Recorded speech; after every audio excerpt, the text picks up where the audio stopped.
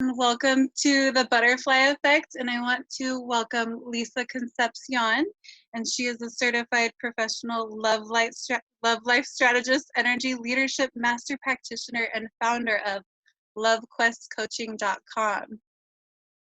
And Hi. hello, and So fun. This conversation is going to be amazing. I would love for you to share what led you to the journey of where you're at now. Oh, wow. So prior to becoming a love life strategist, I was a marketer and public relations specialist. I had a whole other life, a whole other marriage, a whole other home up in northern New Jersey outside of Manhattan. So I worked in New York City for most of my career.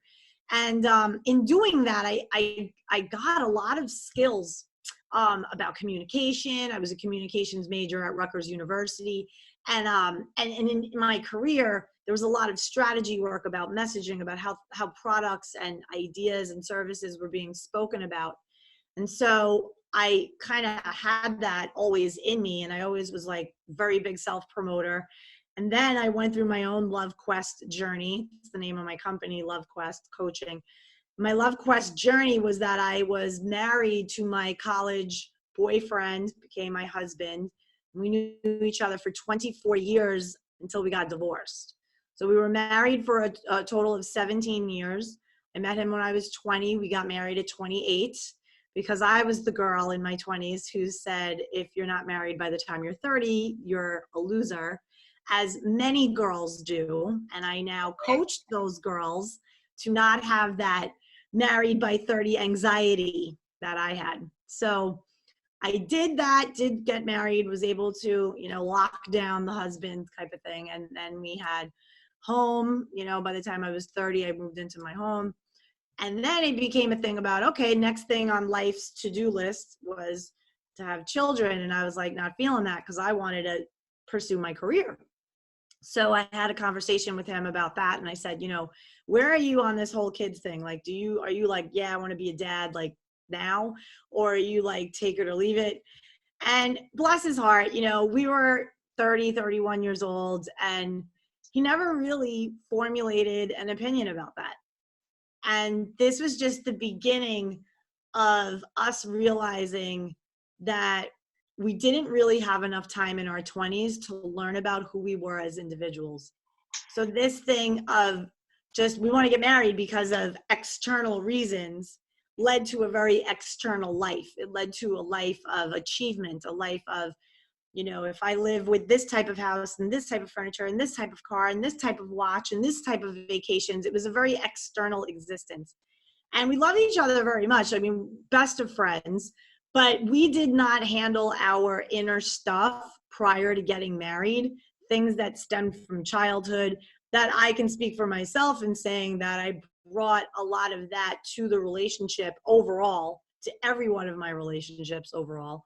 And I was looking for soothing outside of myself. So my vibe, if we're talking about energy, was very low. It was very in about, I'd say, a level 2 anger, maybe a little bit of level 3. That was like my default, like my energetic default. Although I was very gregarious and outgoing and fun, my default was I was ready to, like, typical New York, very in my masculine. I was ready to throw down on any level. Like, anybody brushed up against me, it wasn't like how I am now, where I'm like, oh, pardon me, like, like, I'm ready to say hi and get to know you.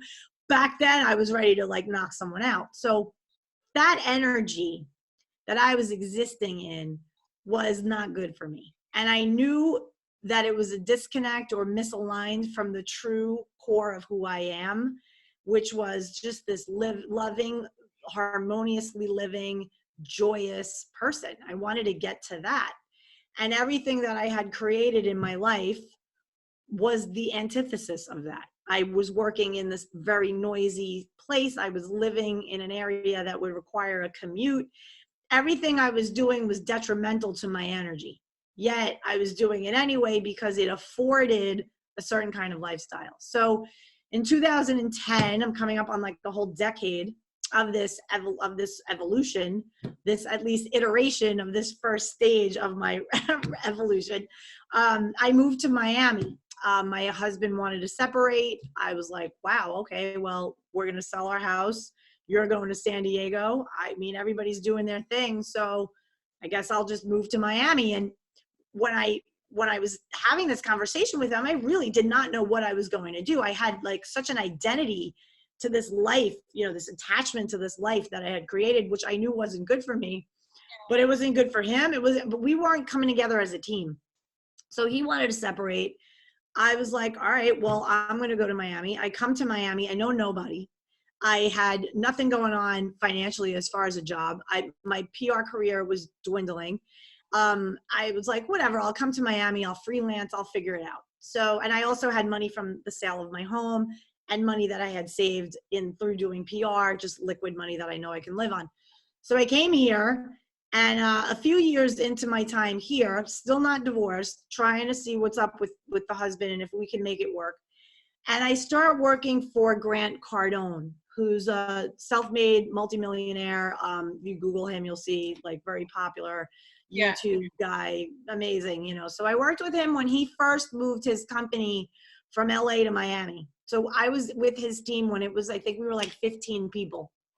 So through him and my time with him, and I'm helping him up level his, getting in touch with other podcasters, really getting him on a grassroots level to connect with other audiences to build himself up. I really learned about his way of entrepreneurship, of being somebody who has something of value. In his case, he was a sales master, so he was teaching sales, and he had a platform that he was selling, and just being around that and being around that energy of a self-made multimillionaire and like somebody that I can really like be elbow to elbow with and learn from is really the thing that inspired me to want to become an entrepreneur myself. And at that time, I didn't know what it was exactly that I would be in service of. I just knew that I am not put here to work for somebody else in that traditional sense. I'm here to serve other people, but not work for somebody else. And I just knew that. I knew that for a really long time. Even while I was in PR, I always had some kind of side hustle, some kind of entrepreneurial thing that I wanted to try to do. And after leaving Grant, I was full on lost, no idea what I was going to do, but I knew I had to figure it out. I believe in law of attraction. It's the cornerstone to my entire coaching practice. I started to really get into the practice of Kabbalah.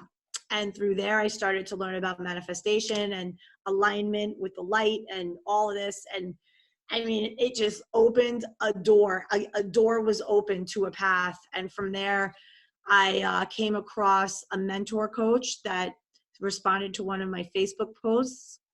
And she reached out to me and she was like, hey, I'm doing a seminar this weekend in Miami, and it's about helping people reinvent themselves and come up with a business plan for a business that they always want to do. And it was in that weekend, I got really uncomfortable. I paid a bunch of money to go to this seminar. And here I am, not employed, and I'm throwing out my credit card on this. And I go, and it was in that seminar, weekend-long seminar. It was like a workshop where from like the infinite ether of the infinite, the idea and the name came through me, through to my pen, and I wrote the words Love Quest on a piece of notebook paper. And from there, it was like a download of what I believe my divine assignment, and we all get one. And it's that energy that comes in when you're ready to receive it of here's what you're born to do. This is why you went through years 0 to 44. It's to create and all of the, struggles that you've gone through. This is why it's to serve. So as soon as that happened, I mean, a month later, I was like divorced. Like it just, all of this energy just started like a current. Like if you imagine like a white water rafting ride, here I am for years, stagnant, bopping along on my raft, no energy, just low vibe, just steady, stagnant, not divorced, not married, somewhere in limbo. And then all of a sudden it was as if the rapids started to just take me. And it was like, all right, I'm going to go see what this is about. And it was awful, awful. But that's where the growth came. All the meaty, good growth came. I mean, I divorced. I was so depressed about it. I ended up typical codependent at the time. I was codependent, super hardcore codependent. And so what does a codependent do? Heaven forbid they're alone, right? So they get divorced. I got divorced, went right into another relationship with narcissistic, sociopathic, like, so like the kind of person that uses people like chess pieces on a board, very not, struggles with depression. Like, never in my life would I ever be with somebody like that, but I had to be an energetic match to that. So that just tells you where I was at. So after 5 months of that, I went into this deep, dark well, lost like, oh gosh, 13 pounds in like 2 weeks. Like, it was not healthy. I was not sleeping right. I had panic attacks. I developed food aversions from this. It was pretty much like emotional abuse, which I wasn't even aware of. It was more like me 100% catering to this guy, highly codependent relationship.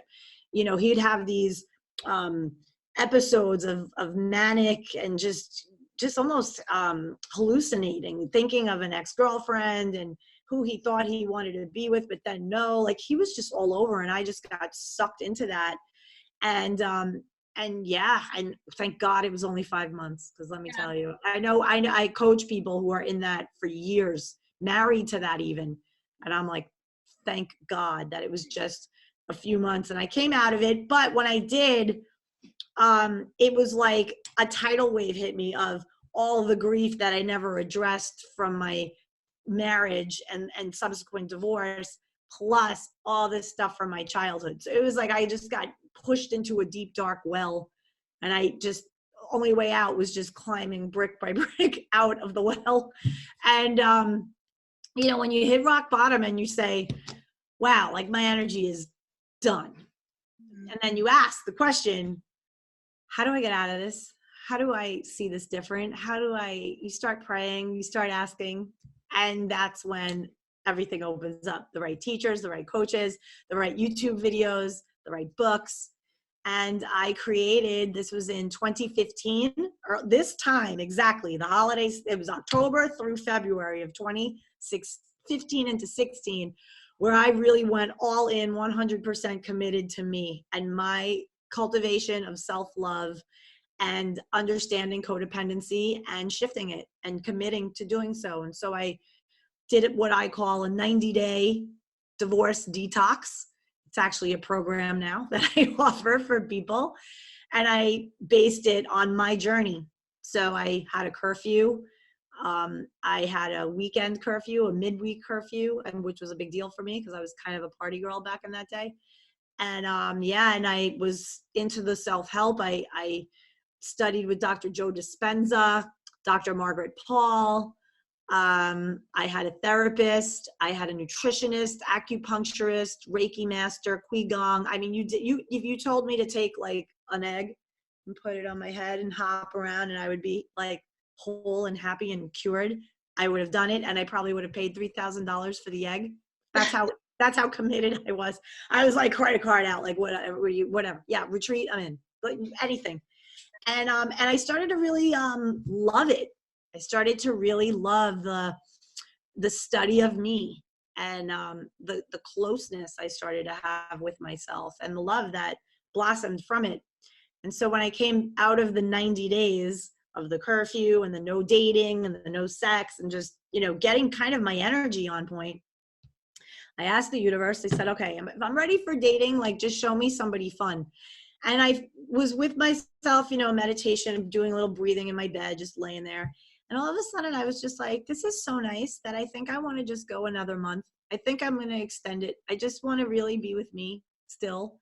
And that's when I knew the codependency was done. When I can choose being in a relationship with me as opposed to being in a relationship with another person, and knowing that my value is eternal and always consistent, and that it doesn't come from another mortal, it comes from source, from God. You know, that was the game changer for me. And so then I was able to go through my journey. I started dating again, and from this position I started to build my business, got certified. It was around the time of my certification, and I met a beautiful, amazing man. Absolutely called in somebody that I probably would not have been able to call in a couple of years ago.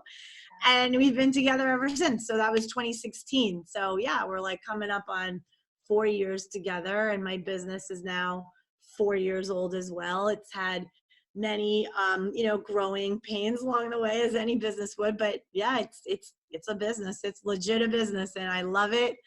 And I serve people with, going through divorce. Typically, my clients are type A professionals, people like me, back in the mid 2000s, where I had it together. I had my 6-figure salary. I knew what my money was doing and whatever, great vacations, marriage, whatever.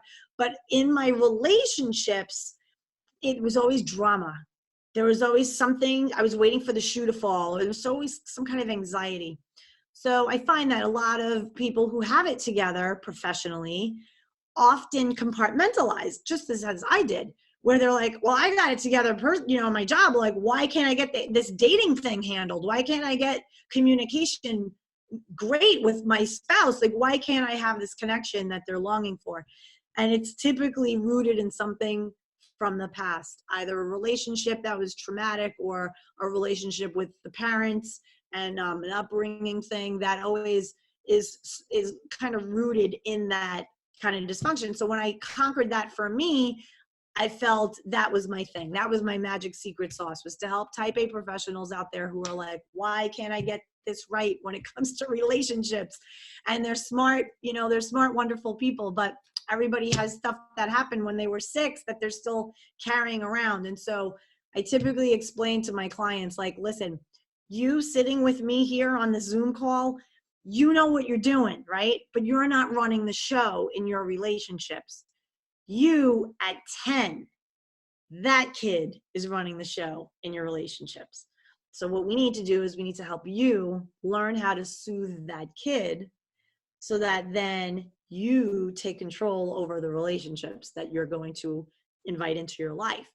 Because you wouldn't have a 10-year-old respond to a person who texts you. You wouldn't have a 10-year-old go on a date, or a 15-year-old or a 6-year-old. It really depends on the person, So I help them get to the root of what those particular traumas were. And we go and we handle them. And then their energy shifts completely. They go from, pessimism, optimism. They level up on their vibe. Their energetic default changes from, anger and pessimism up to, this could be cool, curiosity, fun, expectation. So I work a lot with the energetic scale, the emotional scale, as a way to guide energy. So yeah, that's pretty much my thing. I love doing what I do. I help a ton of people, and we make it like a really good time, but people have breakthroughs for sure. That's awesome. What is one of your favorite ways of helping people shift in their energy? Is there anything that's really stood out for you along your journey that's been most impactful, like maybe a specific modality? I know you shared about acupuncture, but most people, like, I find that most people in this world don't really get energy. And when I started to get connected spiritually, and when I started learning pranic healing, I started digging into all different facets and modalities of same here. So I was just curious, what's your favorite way? Yeah. And how So yeah, well, when it comes to an actual modality, like a thing to do, I am a huge fan of Qigong acupuncture. So yeah, so it's a combination. At least my guy who does it, he's an expert in Qigong, and so he deals a lot with like energetic shifting through acupuncture. So when I meet with him, he'll ask me, number one, where is it hurting in your body? And number two, what's going on with you in your mind? So now he's using all of that to determine where energy is stored in my body, hence the pain, and where he needs to put the needles and massage to release that and help me release it. And I've had like amazing like meditative downloads while under acupuncture, a lot of shifts. Also, in addition to that, hypnosis has been amazing. I mean, all of the stuff that I've done, read, studied, when you want to integrate it and really make it in that subconscious wiring, and you want to really get the neuroplasticity happening where where the new pathways are taking, definitely hypnotherapy. I love it. I'm actually probably going to schedule another session after the first of the year, because it's like laser on point. I mean, great to do all the other work, but the stickiness of it, hypnosis, it almost like opens the neuroplasticity so that all that stuff can actually be downloaded. So it's almost like I use it, like I was talking to the hypnotherapist because I'm fascinated by the work he does. And he said to me, basically, imagine a computer and you have way too much stuff from other downloads and other stuff, and it's like kinking up your computer, making it run slow, freezing. So what hypnosis does is it takes all of that stuff to the trash so that then you can start downloading new programs, upgraded software, so that things are running smoother and quicker. I'm like, I got it, I'm in. And it's exactly what I started to feel like. So there's that. And then the modality, which is more of a practice. I wouldn't say like hypnosis, hypnotherapy, definitely modality. Acupuncture, modality. You're in, you're out, it's an hour, you're done. The next thing I'll give you guys is more of like a practice. And I do this with my clients, and I've done it myself, continue to do it. And I took it to another level, and I'll explain what it is and how I did that. And it's a method called inner bonding.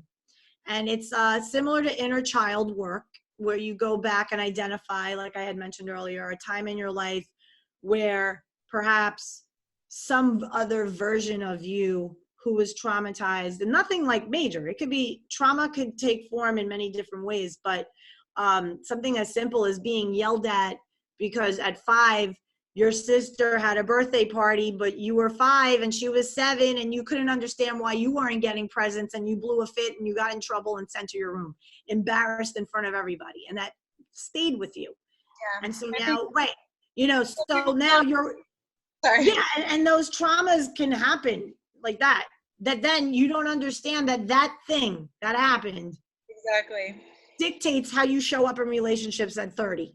You don't know, or 40. Right. So we go back, and it could be even deeper traumas than that. I was working with a client who's, she had a trauma where there was a fire in the house, enough of a fire where they had to live in like this little, like, attached to the house, but not, because only a certain part of it burnt down. Regardless, it was scary and traumatizing. There was like, her dad was in the hospital for a month. Like, it was not good. And that stayed with her. So there's this, these feelings of separation, of loss, of I'm going to lose it all. And that, so these things manifest itself. So the work of inner bonding gives us the gift of going back, and I escort people through this process to get them to go back to the root of those traumas, so they could be there to give them what they didn't get at that time, what they maybe wanted mom to say, what they wanted dad to say, what they wanted grandma to say, how they wanted love but didn't get it. Now, as an adult, they are given the opportunity now to go back and give themselves that love. Now, this takes your self-love energy and goes like from down here, where you might be anxious or insecure, jealousy, those types of emotions. And in that self-care and self-soothing, it's so impactful that the energy bumps up exponentially, quick, very quick, and it's enduring. It lasts, because this is a method that you can do over and over again, just by simply checking in with yourself and saying, okay, wait a second, who's running the show right now? Which one of you little crazies in me, who I love more than anybody, needs me? Who needs me right now? And you just be still with yourself, and you'll hear like your little inner 15-year-old or your little inner 9-year-old or whomever it is. What I did to take this to another level was that I said, I love this method and I've done it with myself, but I had a lot of adult forgiveness, a lot of decisions that I made that I was beating myself up about. And then I said, well, what if I apply the inner bonding process, but to me at 35 or to me at 28, or, an adult version of me who is just no different than that grown-up version of that little kid at 9. She was still the same person, right? Just later. And I did it, and it was unbelievable. A lot of the work is done through journaling. It's done through a lot of what I do is through journaling. It's a very powerful manifestation tool. It raises energy. It releases a lot of energy. There's a lot of power in, take just out on a notebook paper and let it lie, burn it if you want, a lot of letter writing to past versions of yourself. Letter writing to parents is part of it, siblings, past employers. Yeah. So we really take it. My coaching style is very customized, and because a lot of it is rooted in energy, everybody's vibe is where they are, and we vary. You know this, right? We vary from experience to experience. Some knock us on our ass energetically, and some raise us up to the highest of the high.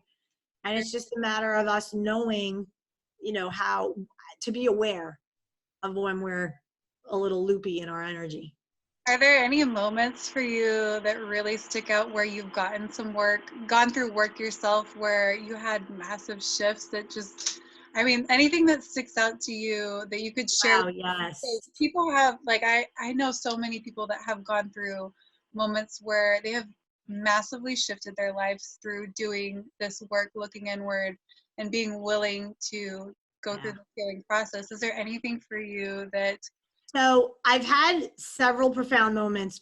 One that was always the one that sticks out in my mind most is 2015, early 2016. I was on the acupuncture table and I was facing up, and they put a needle in my third eye and in my heart chakra.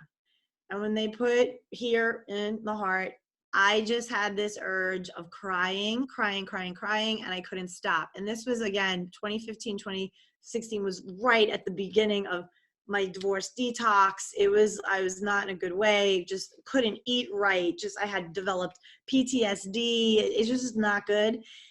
And, I had food aversions, all this food. I'm a foodie. I love eating food. I had like a blog about food, and now I can't eat food. It was terrible. I'm eating chocolate milk and yogurt all day, and 5 potato chips. It was bad. And so, I'm on the acupuncture table with this needle. I start crying, like the ugly cry, like that, right? And the acupuncturist, bless his heart, puts his hand on me, and he's breathing with me, getting me to kind of get it together. Connected with you. Right? He says, you have to release this. This is a big release of energy right now. So I'm going to step out and just breathe into it, So I'm laying there crying, and I'm trying to catch my breath, and I'm angry at myself. I remember going like that on the table and being like, how can I do this to myself? How can I be so stupid? The way we are when we make decisions romantically that we then second guess and doubt ultimately. So we start beating ourselves up.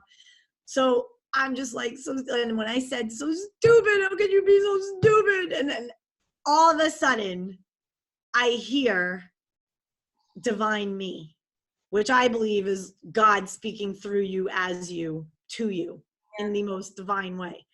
So I'm sitting there lying there crying, and I hear, I call her divine badass Lisa, she comes into me and she's right here at my head. I feel the vibe of her energy. And she says, Lisa. And I go, yeah.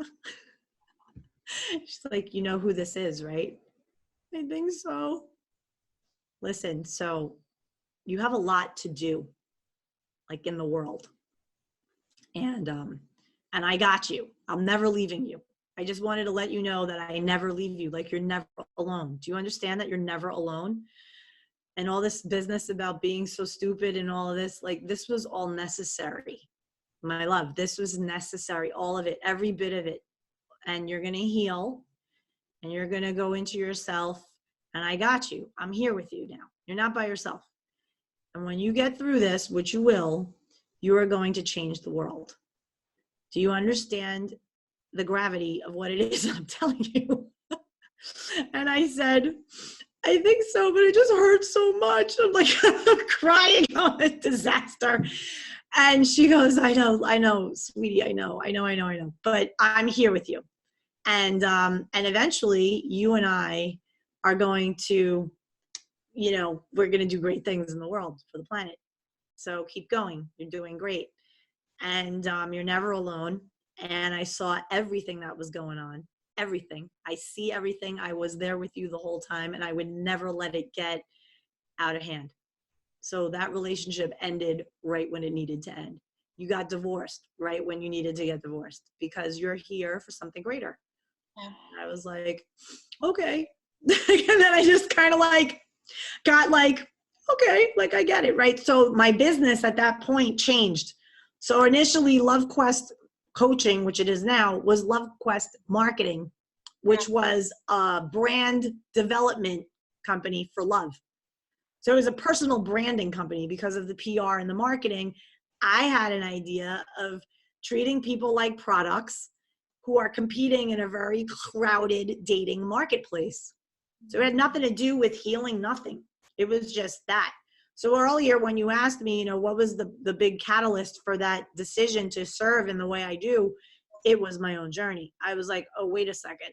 After that acupuncture treatment, I went home and I journaled about it.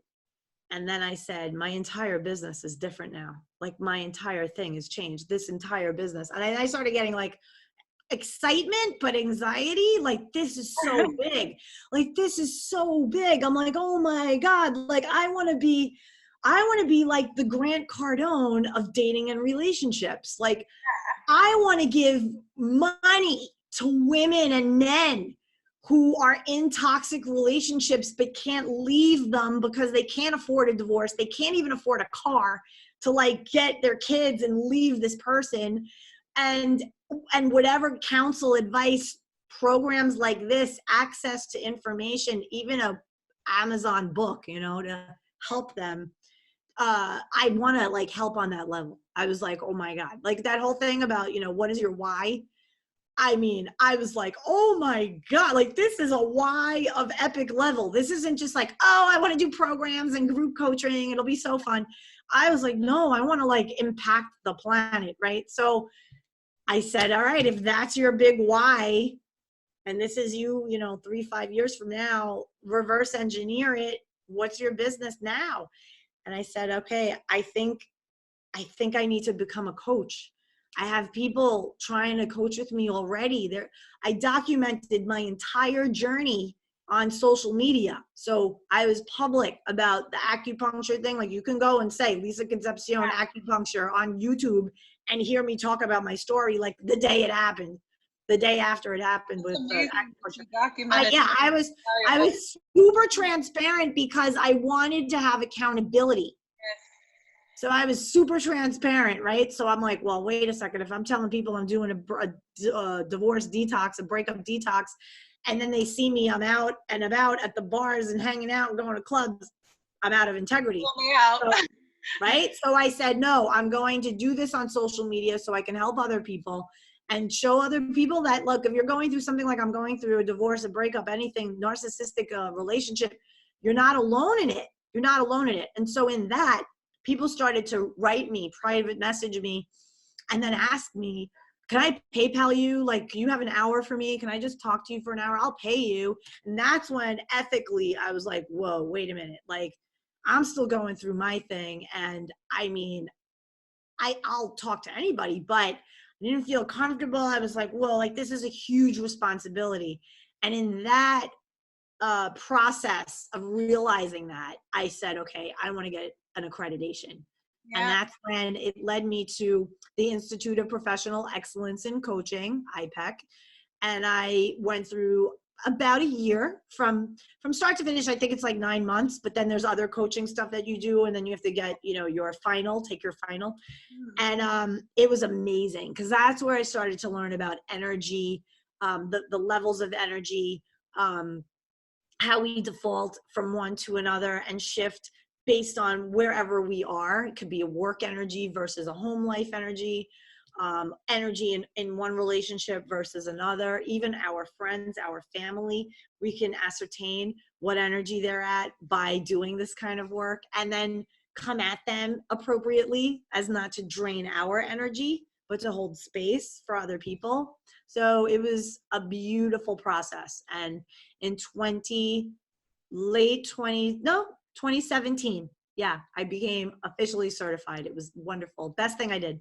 So then I started to coach from a whole other level, right? I started to coach from this whole energetic, you know, understanding energy, helping people understand when, and being mindful of when their energy is a little off. And now it's funny, like, you know, the age that I am, right? I'm going to be 49 in March. And I always say to people, I'm like, listen, as you get older, you know, yeah, it's nice when people, oh, you're so pretty, blah, blah, blah. But when they say you have such great energy, oh my God, that's the best compliment ever. I take that anytime. Oh, Lisa, you have such great energy. Thank you. Thank you so much. Because I know I don't always. I know there are moments. I mean, catch me, you know, 30 seconds after my dog pees the floor. My energy is not high. My energy is going to get bagged out. But the key is, how do I bounce back? Because a lot of people will let that thing, let's say they wake up in the morning, dog has accidents on the floor, it makes them late, it leads to a spiral of them being in a bad low vibe all day. So the work is, okay, this isolated thing happened, how do I approach this? Yeah, I let it out, I expel it, I don't want to hold in that energy. It's okay that I'm angry, get that out, but then where do you want to go next? And go there. Yeah. So yeah. Could you share, because, you know, and a lot of people don't understand, like, the codependent and the narcissist, but a lot of times people are empathic and they don't really understand, like, sensitivity. Could you share a little bit about, like, understanding what that, like, how that has shifted your life, understanding that as an ability and using it as a gift?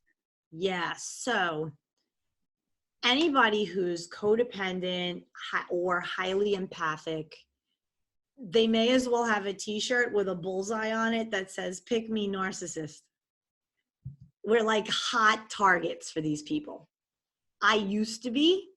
I dove in so deeply in understanding the motivations and the methods and the manipulative tactics of narcissists that I find it fascinating. I've actually reached a level of almost like having pity and empathy for them and compassion for them, because the way I look at it is, so like, here's this magic marker, right? Narcissism and codependency are both on the same marker. This one's codependency, this one's narcissism, but they're on the same thing. And this thing represents a lack of self-love. It's just, it manifests in different ways. On the narcissism side, which is here, it manifests in a very, I'm going to use you for supply by taking from you. On the side of the codependent, it's, I'm going to use you for supply by giving to you and expecting that you give back. And when you do not, I am crushed, which only makes me give you more and prove more how worthy I am.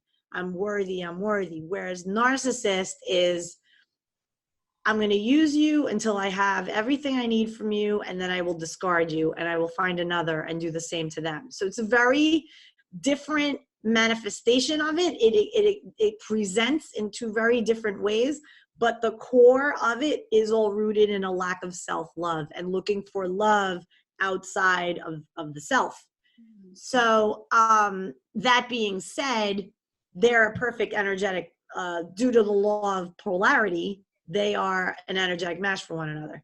If they are a taker, they are a giver, they ride this plane. And it's a very dysfunctional dynamic. It could be incredibly destructive to codependents, to empaths, debilitating. We're talking health issues, cancers, like your body, your blowout thyroid, like just all kinds of stuff that I've seen happen with people because they have gotten themselves into a dynamic of a codependent narcissistic relationship.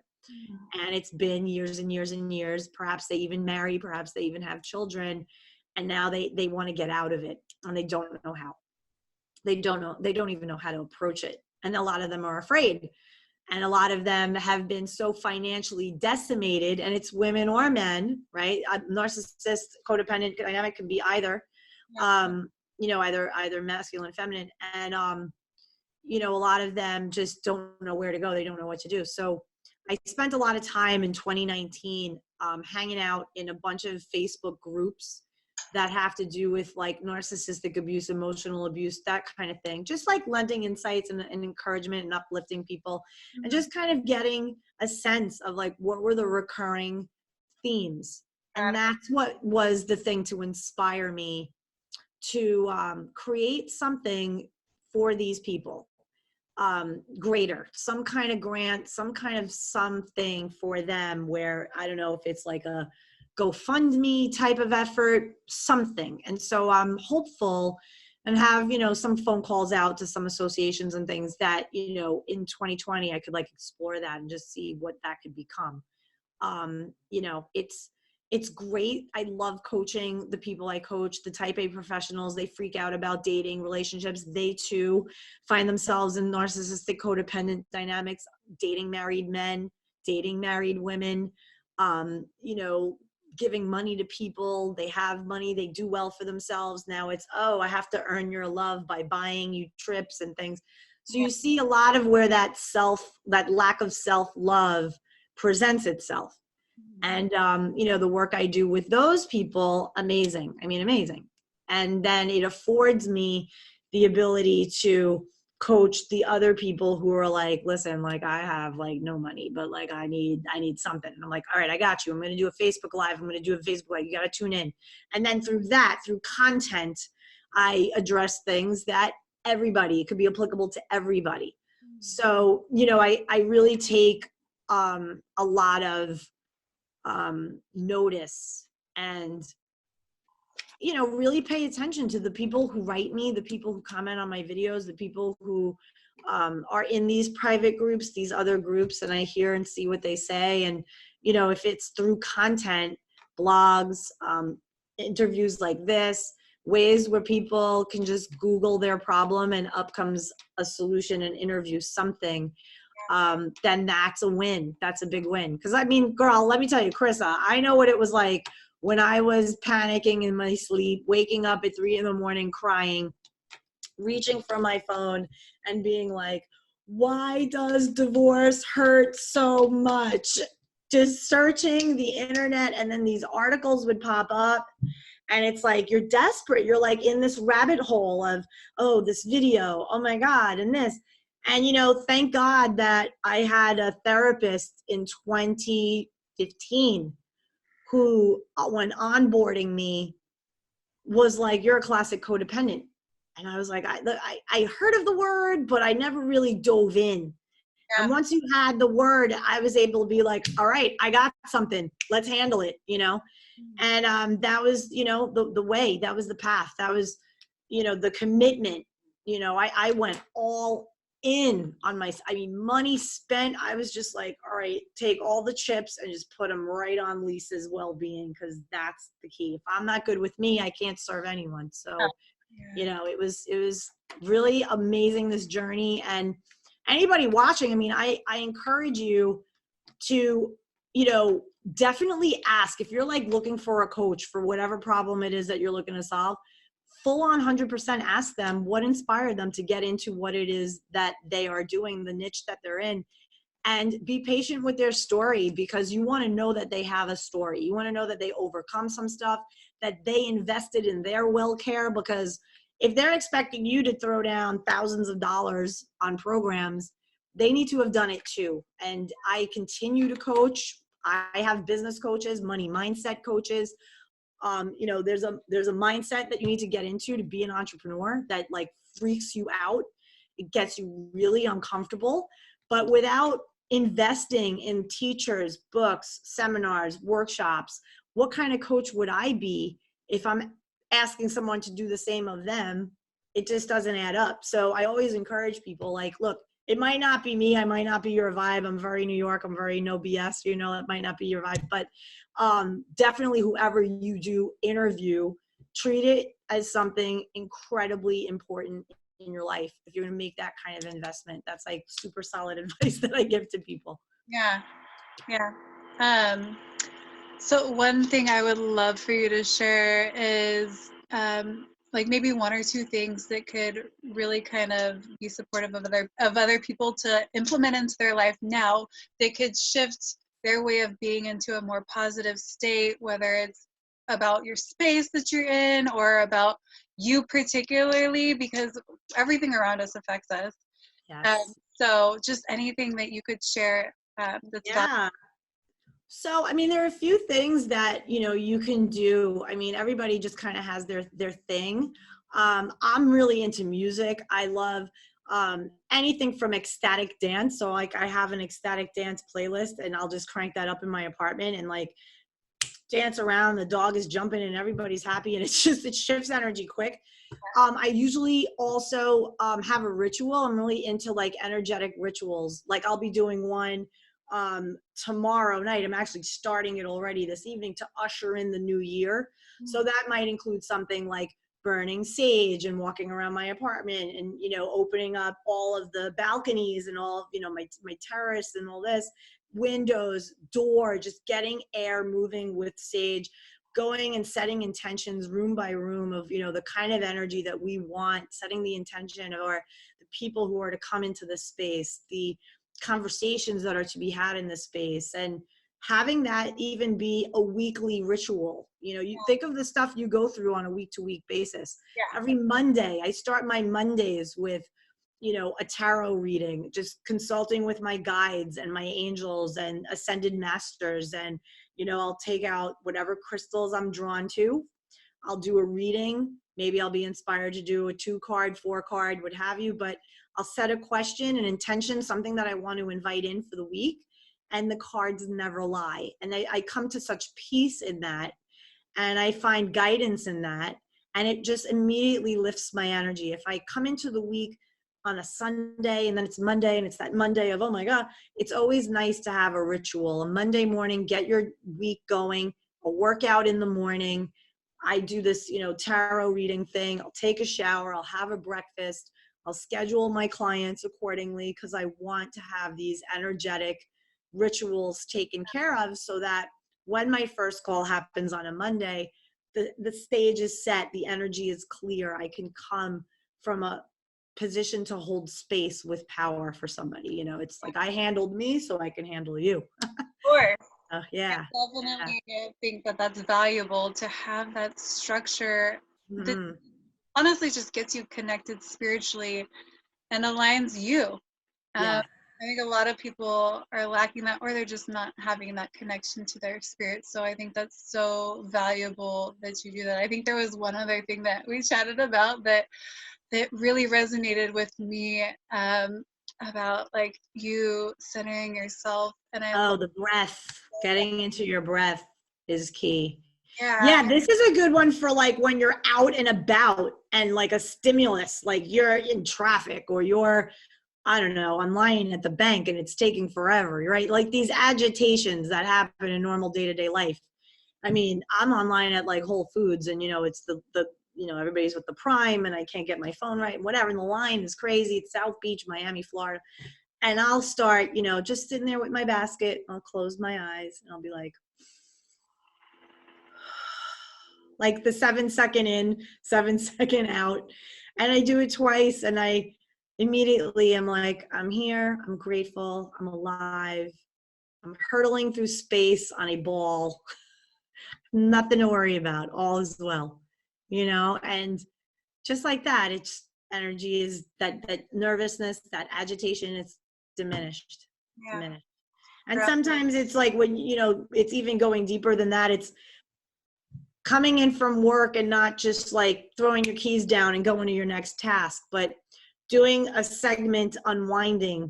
So, you know, you have your work for the people who might drive, go somewhere, come somewhere, even people who work from home. I work from home. I need like a good 20 minutes to end the segment of work to beginning the segment of evening, cooking, boyfriend coming over, you know, whatever it is we have planned, friends, whatever, evening coaching sessions. Cause I coach, you know, I have my California people all over the world, time zones and whatever. So, you know, I always look at what it is that I am doing and who am I being, and then how am I breathing through it?